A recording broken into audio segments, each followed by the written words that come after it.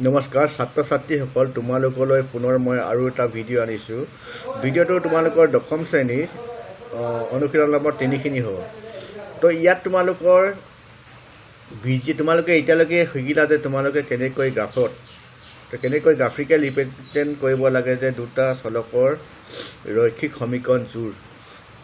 Graph আঁকি তোমালোকে সাৱধান কৰিবলৈ নিশ্চয় শিকিলা। মই আগৰ ভিডিঅ'ত তোমালোকক শিকাইছিলোঁ। এতিয়া আমি শিকিম যে বীজগণিতভাৱে, অৰ্থাৎ আমাক বীজগণিতভাৱে আমি কেনেকৈনো দুটা চলকযুক্ত ৰৈখিক সমীকৰণৰ আমি দুটা যিটো চলক, সেই চলককেইটাৰ মান উলিয়াম। এইটো কৰিবলৈ হ'লে ইয়াত আমাক তিনিটা পদ্ধতি দিছে। তো প্ৰথম পদ্ধতিটো হৈছে আমাৰ প্ৰতিস্থাপন পদ্ধতি, তাৰপিছত হৈছে অপনয়ন পদ্ধতি, আৰু এটা পদ্ধতি আছে বজ্ৰগুণন পদ্ধতি। তো এই গোটেইকেইটা পদ্ধতি মই আজি এটা ভিডিঅ'ত তোমালোকক শিকাম। তোমালোকে ভালকৈ মন কৰি বুজি ল'বা, মন দি। তাৰপিছত আৰু এটা কথা কওঁ যে তোমালোকক পৰীক্ষাত, যিকোনো মেট্ৰিক পৰীক্ষাত বা তোমালোকৰ পৰীক্ষাত তোমালোকক যে নকয় যে তোমালোকক আমুকটো পদ্ধতিৰে কৰা বা তামুক পদ্ধতিৰে কৰা বুলি নকয়। তোমালোকক এটাই ক'ব যে এটা সমীকৰণ দিব, এই সমীকৰণ বা এটা অংক দিব, এই অংকটো সমাধান কৰা বা অংকটোত চলকৰ মান উলিওৱা বা এক্স আৰু ৱাইৰ মান উলিওৱা বুলি ক'ব। তোমালোকৰ মনৰ অনুযায়ী বা তোমালোকৰ যিটো অংক, সেই অংকটো কোনটো পদ্ধতিৰে কৰিলে সুবিধা হ'ব তাৰ ওপৰত ভিত্তি কৰি তোমালোকে পচন্দৰ মতে তোমালোকে এই তিনিটা পদ্ধতিৰ ভিতৰত যিকোনো এটা পদ্ধতি তোমালোকে অৱলম্বন কৰি ব্যৱহাৰ কৰি তোমালোকে নিশ্চয় এটা প্ৰশ্নৰ আনচাৰ উলিয়াব পাৰিবা। তেতিয়াহ'লে আহাচোন বাৰু ভিডিঅ'টোলৈ যাওঁ। এতিয়া আমি প্ৰথমতে মই শিকাম তোমালোকক প্ৰতিস্থাপন পদ্ধতি কেনেকৈ কৰে আৰু অপনয়ন পদ্ধতি কেনেকৈ কৰে, আৰু সেইটোৰ মাজত কি ডিফাৰেঞ্চ আছে সেইটো বিষয়ে পঢ়াম। তো আমি সেইটো কাৰণে দুইটা পদ্ধতিতে আমি একেকেইটা সমীকৰণেই লৈছোঁ। ইয়াত চোৱা, প্ৰতিস্থাপন পদ্ধতি মানে প্ৰতিষ্ঠা শব্দটো নিশ্চয় তোমালোকে গম পোৱা। প্ৰতিষ্ঠা কৰা মানে কি? তো প্ৰতিষ্ঠা কৰা মানে ইয়াত এইটোৱে কথা বুজাইছে যে ইয়াত দুটা সমীকৰণ দিছে। সমীকৰণৰ ভিতৰত যিকোনো এটা সমীকৰণ আমি একেজাতীয় কৰিম মানে কি? আমি চলককেইটা একে কৰিম। অৰ্থাৎ ছাপ'জ এই সমীকৰণটো যদি চাওঁ, এই সমীকৰণত আমি ৱাই যদি নথকা কৰিব বিচাৰোঁ, তেতিয়া গোটেই সমীকৰণটো কি বহাব লাগিব? এক্স বহাব লাগিব। ঠিক তেনেকৈ যদি এই সমীকৰণটো যদি আমি ৱাই প্ৰতিষ্ঠা কৰিব যাওঁ, তেতিয়াহ'লে কি ক'ব? নিশ্চয় এক্সৰ জেগাত ৱাই মান বহাব লাগিব। গম পাইছা? তো সেইটোৱে এটা প্ৰতিষ্ঠা কৰা। মানে ইয়াত প্ৰতিষ্ঠা কৰিম যে এইখিনিত ছাপ'জ মই প্ৰতিষ্ঠা কৰিব বিচাৰিছোঁ, ৱাইটো নাইকিয়া কৰিব বিচাৰিছোঁ, তেতিয়াহ'লে আমি কি কৰিম? ইয়াত ৱাই জেগাত ৱাই ভেলুটো পাতি দিম। ৱাই ভেলুটো আমি ক'ত পাম? ৱাই ভেলুটো পাম ইটো সমীকৰণৰ পৰা। হ'ল? তো তেনেকৈ আমি প্ৰতিষ্ঠা কৰি যাম। তো সেইটোৱে চাওঁ। প্ৰথমতে সমীকৰণটো ছাপ'জ এই 2 নম্বৰ সমীকৰণটোকে আৰু অলপ ইমপ্লাছ কৰি নাইবা কৰি দিছোঁ, মডিফাই কৰিছোঁ। কি বুলি কৈছোঁ? ইয়াত ছাপ'জ ইয়াত এক্সৰ মই ভেলু থৈ দিওঁ। তো এক্স সমান আমি কি বুলি লিখিব পাৰোঁ? ৱাই 4 প্লাছ ৱাই বুলি লিখিব পাৰোঁ নিশ্চয়। হ'ল? ছাপ'জ এইটো সমীকৰণ নম্বৰ 3 বুলি দি লৈছোঁ। হ'ল? এতিয়া আমি কি কৰিম? এই সমীকৰণ নম্বৰ 3 যিটো এক্সৰ মান, সেই সমীকৰণত যদি আমি এক্সৰ সমীকৰণ নম্বৰ ইটো সমীকৰণ, অৰ্থাৎ আমি 1 নম্বৰ সমীকৰণ যদি বহাই দিওঁ, তেতিয়াহ'লে সেই সমীকৰণত কি হৈ যাব? এক্সটো আঁতৰি যাব, নিশ্চয় আঁতৰি যাব। তেতিয়াহ'লে কি তাত সেই সমীকৰণত কি হৈ যাব? ৱাই প্ৰতিষ্ঠা হৈ যাব, মানে গোটেইখিনি ৱাই হৈ যাব। তো সেইটোকে কয় প্ৰতিস্থাপন পদ্ধতি। হ'ল? এতিয়া আমি কি কৰিম? এক্সৰ মান বুলি লিখিব পৰা, এক্সৰ মান সমীকৰণ একত বহুৱাই পাওঁ বুলি ক'ম। একত বহুৱাই পাওঁ, একত বহাম সমীকৰণ। হ'ল? তো সমীকৰণ একত কি আছে? এক্স ইকুৱেল টু এইটো আছে। ইয়াত এক্সৰ জেগাত আমি কি বহাই দিম? তেতিয়াহ'লে এইটো বহাম। কি বহাম? এক্সৰ মানটো মানে কিমান আছে? 4 প্লাছ ৱাই প্লাছ এইটো বহালোঁ, আকৌ ৱাই আছে, ৱাই লিখিলোঁ সমান 14। এতিয়া ইয়াত কি হৈ গ'ল? চব গোটেই সমীকৰণটোত ৱাই প্ৰতিষ্ঠা হৈ গ'ল, মানে ৱাই আহি গ'ল চবতে, হয় নাই? তো ৱাই লিখিলোঁ, দুটা ৱাই আছে, মানে 2 ৱাই হ'ব, ইকুৱেল টু 14 হ'ল। তাৰপিছত আমি কৰি দিম, ৱাই ভেলু লাগে, ৱাইটো এফালে থৈ দিম, বাকীখিনি আমি ইফালে লৈ যাম। তো লৈ গ'লে হ'বগৈ আমাৰ ৱাই ইকুৱেল টু হৈ যাব, এইটো বাদ বুলি কৰিলে 10, আৰু এইটো সমান চিহ্নৰ বাওঁফালে থকা 2টো আমি সমান চিহ্নৰ সোঁফালে গ'লেও 2টো কি হৈ যাব? হৰণ হৈ যাব। যাৰ নেকি ভেলু পালোঁ, ৱাই ভেলুটো আমি কিমান পালোঁ? Y equal to 5। এতিয়া আমি পালোঁ, ৱাই মান পাই গ'লোঁ, ৱাই ইকুৱেল টু 5। এতিয়া আমি কি কৰিব পাৰোঁ? ৱাই ভেলুটো আমি ইয়াত পাতি দিলে সুবিধা হ'ব আমাৰ। ইয়াত পাতি দিম 3 নম্বৰ সমীকৰণটোত। হ'ল? আকৌ লিখিম এতিয়া ৱাইৰ মান সমীকৰণ 3ত বহুৱাই পাওঁ। এতিয়া বহাই দিম, তাত আমি কি পাম? সমীকৰণ 3টো আছে x equal to 4 plus y তো 4 প্লাছ y y গ'ল আমি কি বহাম এতিয়া y মান পাই গ'লোঁ 5 তো এতিয়া আমি ওলাই গ'ল কিমান এইটো কৈ 9 এতিয়া আমি পাই গ'লোঁ দুটা সমীকৰণ যে y মান পালোঁ এটাত 5 আৰু y মান পালোঁ এটাত 9 তো তেনেকৈ আমাৰ কি কৰিব লাগিব প্ৰতিস্থাপন পদ্ধতি কৰিব লাগিব হ'ল সেকেন্ড চোৱা সেকেন্ডটো আছে যদি কৰিব যাম আমি অপনয়ন পদ্ধতি আছে ইলিমিনেশ্যন পদ্ধতি অৰ্থাৎ অপনয়ন মানে অপসাৰণ কৰিব লাগিব ইয়াত দুইটা সমীকৰণৰ পৰা আমি কোনোবা এটা চলক আমি একদম অতৰাব চাম আৰু কেনেকৈ অতৰাম যোগ বা বিয়োগ কৰি অতৰাম বুজিলা যোগ বা বিয়োগ কৰি দুইটা সমীকৰণ যোগ বা দুটা সমীকৰণ বিয়োগ কৰি আমি ইয়াত অপসাৰণ কৰিব চাম এটা টোটেলি কি কৰিম এটা আমি চলক অপসাৰণ কৰি দিম আগতে এটা সমীকৰণ কৈছিলোঁ এতিয়া গোটেই দুটা সমীকৰণৰ পৰাই আমাৰ চলককেইটা অতৰাব চাম এটা যিকোনো এটা চলক সপোজ ইয়াত চোৱা ইয়াত যদি আমি এই দুটা যোগ কৰি দিওঁ দুটা সমীকৰণ যোগ কৰিলে কি হ'ব ইয়াত এইটোৰ লগত প্লাছ y আৰু মাইনাছ y কেঞ্চেল হৈ যাব ইয়াত নিশ্চয় আমাৰ ওলাই আছে যে যোগ কৰিলে হ'ব তো এইটো আমি কি কৰিলে হ'ব তোমালোকে চিন্তা কৰিব লাগিব যে কি কৰিলে আমি এই এক্সটো যদি অতৰাব চাওঁ তেতিয়া কি কৰিম বা ৱাইটোক আমি অতৰাব বিচাৰিলে আমি যোগ কৰিব লাগিব বিয়োগ কৰিব লাগিব তো সেইটো কথা নিজে মন দিব লাগিব হ'ল তো আমি ইয়াত দেখিছোঁ যে ইয়াত যোগ কৰিলে দুটা কি হ'ব প্লাছ y আৰু মাইনাছ y কেঞ্চেল হৈ যাব সেইকাৰণে আমি লিখিম যে সমীকৰণ 1 প্লাছ সমীকৰণ 2 কৰি পাওঁ তো লিখিম সমীকৰণ 1 আৰু সমীকৰণ 2 যোগ কৰি পাইছোঁ হ'ল এতিয়া লিখিম সমীকৰণ 1ত আছে এইখিনি আৰু সমীকৰণ 2ত আছে এইখিনি যোগ কৰিব লাগে এইটোতে যোগ কৰিলে কি হ'ব 2x হৈ যাব এইটোতে যোগ কৰিলে 0 হৈ যাব ভ্যালু এইটোটো কেঞ্চেল যাবগৈ ইকুৱেল থাকিব এইটো যোগ কৰিলে কি হ'ব 14 প্লাছ 8 18 ইয়াতো আমি তেতিয়াহ'লে x মান পাই গ'লোঁ x ইকুৱেল টু 9 এতিয়া তোমালোকে x মান যিকোনো এটা সমীকৰণ তোমাৰ মনৰ খুচি একটো পাতিব পৰা দুইটো পাতিব পৰা পাতি দিলে আমাৰ ভ্যালু y ভ্যালু আহি যাব এটাকে লিখিম x অৰ মান সমীকৰণ এতিয়া য'ত পাতিলে হ'ব সমীকৰণ 1ত পাতি দিওঁ 1ত পাতি পাওঁ তো পাতি দিয়া x লগত আমি কি লিখিম 9 লিখিম সমীকৰণ 1টো আমাৰ আছিলে কিমান যে x প্লাছ y তাৰমানে কি লিখিম তেতিয়াহ'লে 9 প্লাছ y সমান কিমান আছে 9 প্লাছ y সমান 14 হৈ গ'ল এটাকে y ইকুৱেল টু ওলাই যাব 14 মাইনাছ 9 যাৰ নেকি ভেলু ওলাই যাব 5 তো এনেকৈ আমি কৰিব লাগিব তো এইটোৱে আছিলে আমাৰ অপনয়ন পদ্ধতি মানে কি কৰে টোটেলি এটা চলক নাইকিয়া কৰি পেলাই দুটা সমীকৰণৰ পৰা আৰু প্ৰতিস্থাপন পদ্ধতিত এটা সমীকৰণত এটা চলক অতৰাই আনটো চলক প্ৰতিষ্ঠা কৰিব লাগে সেইটোৱে কথা প্ৰতিস্থাপন মানে প্ৰতিষ্ঠা কৰিব লাগে যে কেনেকৈ কৰিব লাগে যে ইটো সমীকৰণৰ পৰা আনটো সমীকৰণৰ পৰা আমি x মান উলিয়াই ল'ম তো x মান যদি উলিয়াওঁ তো এক নম্বৰ সমীকৰণত x মান পাতি সেইখিনি কি কৰি ল'ম গোটেইখিনি y লগা সমীকৰণ বনাই ল'ম সেইটোৱে হৈছে প্ৰতিস্থাপন পদ্ধতি আৰু অপনয়ন পদ্ধতিত মানে কি কৰিম টোটেলি আমি x লগাখিনি অতৰাম নহ'লে বা y লগাখিনি অতৰাম কেনেকৈ অতৰাম যোগ বা বিয়োগ কৰি সমীকৰণকেইটা হ'ল আৰু কিছুমান কথা আছে তোমালোকে ডাঙৰ অংক প্ৰেক্টিছ কৰি যাব তেতিয়াহ'লে আৰু তাত কিবা কিবি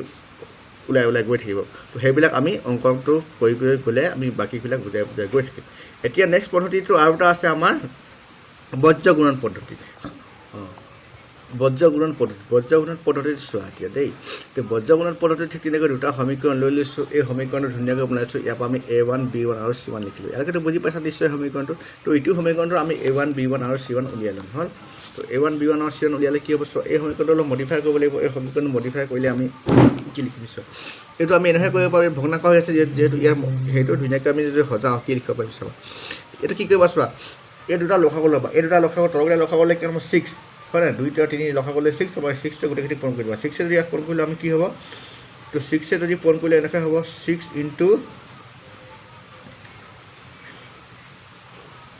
তো ইয়াৰ লগত 6 ইনটু 6 হৈ যাব তাৰমানে আমি কি বুলি লিখিব এইটো এইটো পূৰণ কৰিলে কিমান হ'ব 3 দুগুণ 6 এইটো 2 হৰণ কৰিলে এইটো 2s হৈ যাব নিশ্চয় প্লাছ এইটোতো হৰণ কৰিলে কিমান হ'ব 3 3 ইকুৱেল টু 12 এতিয়া আমি ইয়াতে পাই গ'লোঁ তেতিয়াহ'লে কিমান হ'ব a2 মান পাই গ'লোঁ আমি 2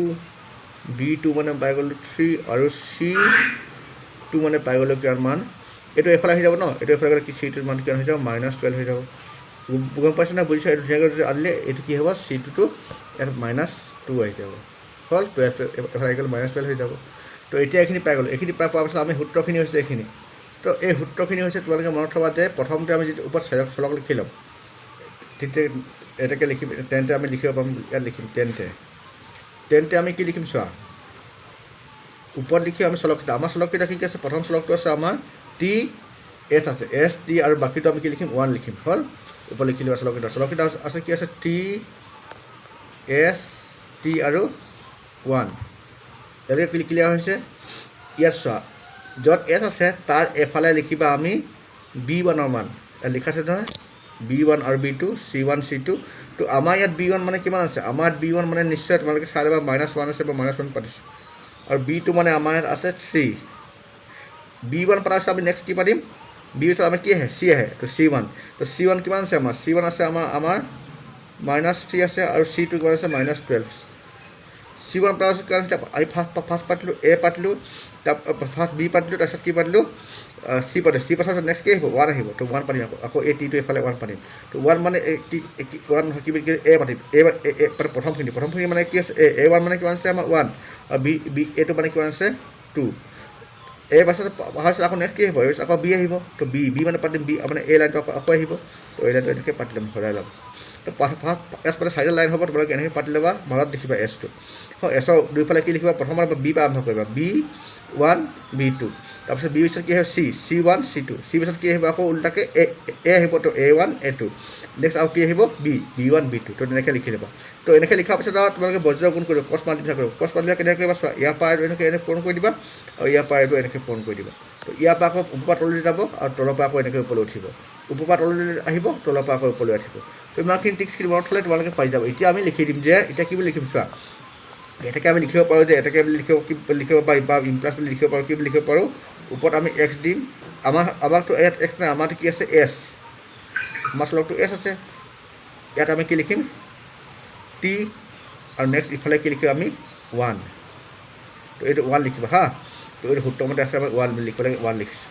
এতিয়া চোৱা এছত জেগাত তলত আমি কি পাইছোঁ এছত জেগাত এইটো লিখিছোঁ মানে এইটো লগত এইটো পূৰণ কৰিছে আকৌ এইটো লগত এইটো পূৰণ কৰি বিয়োগ কৰিছে হ'ল এইটো লগত এইটো পূৰণ কৰিলে কিমান হ'ব তো -1 ইনটু -12 ইনটুৰ কাৰণে ব্ৰেকেট দিছোঁ এবাৰ বিয়োগ কৰিলোঁ সূত্ৰতে বিয়োগ কৰিলোঁ কি বিয়োগ কৰিম আৰু এইটো আৰু এইটো পূৰণ কৰি বিয়োগ কৰিম তাৰমানে 3 ইনটু -3 ইয়ালৈকে বুজি পাইছা